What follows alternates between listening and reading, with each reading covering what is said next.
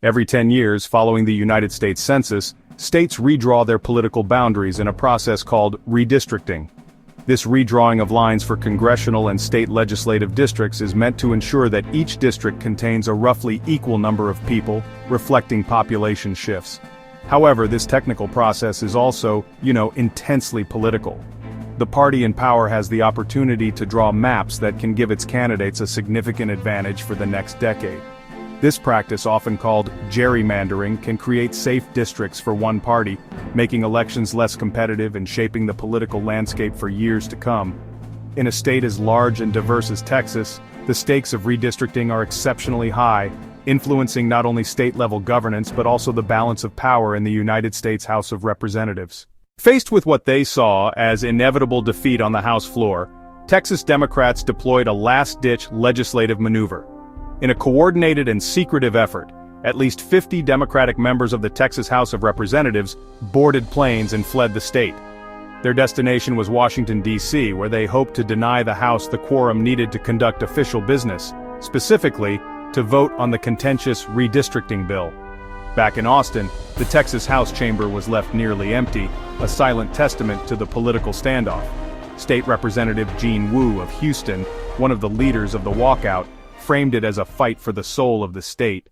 The Republican-backed redistricting plan was ambitious and unapologetically partisan. The map, meticulously crafted by GOP strategists, was designed with a singular goal in mind: to increase the Republican majority in the Texas congressional delegation. Lawmakers proposed new district lines that aimed to flip 5 Democratic-held seats to the Republican column in the upcoming midterm elections.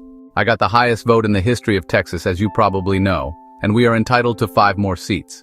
No party's entitled to any district. As the quorum-breaking Democrats remained in Washington, D.C., Republican leaders in Texas escalated their response, shifting from political condemnation to legal warfare.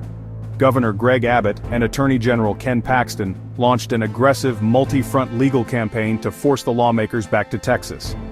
Governor Abbott threatened to have the absent lawmakers arrested upon their return to the state, a power granted to the House Speaker to compel attendance.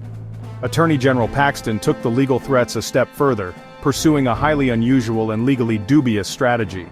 This move was met with immediate skepticism from constitutional scholars, who noted that such an action had no precedent in Texas history. The Texas redistricting battle represents more than a state-level political dispute.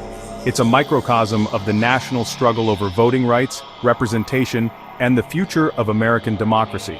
The outcome will determine not just which party controls congressional seats, but whether the fundamental principle of fair representation can survive in an era of extreme political polarization. As this constitutional crisis continues to unfold, the empty chairs in the Texas legislature serve as a stark reminder that when political warfare replaces democratic dialogue, it's the people's voice that ultimately goes unheard.